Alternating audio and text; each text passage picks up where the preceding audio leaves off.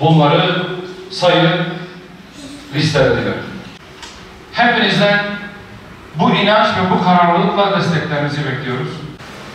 Biz diyorduk ki sizin adınıza hareket ettiğini söyleyen, sizi temsil ettiğini iddia eden bu örgütlere, partilere kanmayın.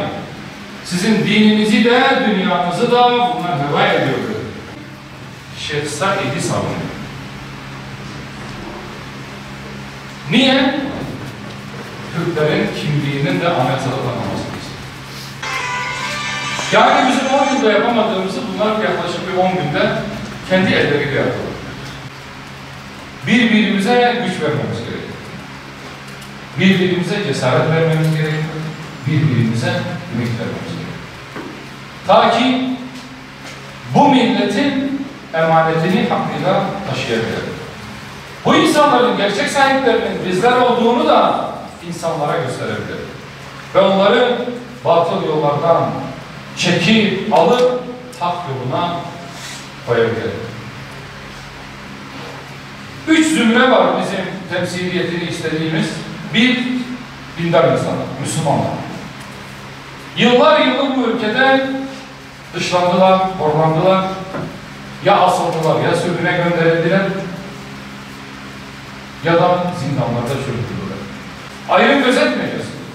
Bütün vakıf, dernek, cemaat, kim varsa İnşallah mecliste hepsinin sesi olacağız.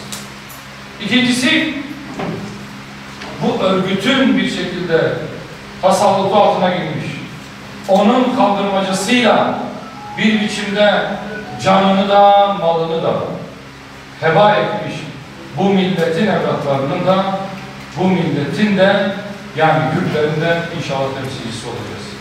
Ama onların haklarını savunurken onların haysiyetini ayaklar altına almadan, onların namusunu çiğnettirmeden, onları dağlarda birer ölüm makinesine dönüştürmeden ve onları birer katile çevirmeden.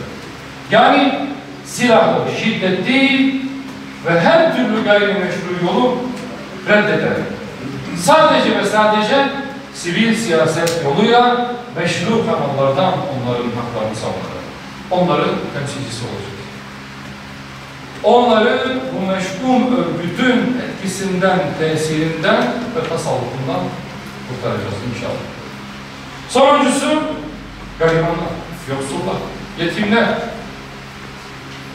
mahrumlar, yani horlanmışlar, alt gelir grubu insan.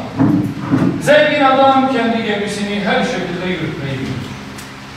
Bizim garibana elimizi uzatmamız lazım. Bizim mahrumlara yardım etmemiz lazım. Onların elinden tutup o bulundukları mahrumiyetten onları çekip çıkarmamız lazım. Onlara dost olmamız lazım. Onların sesi, onların yüreği olmamız lazım. İşte bu 3 kesim insanın temsiliyetine biz layığız.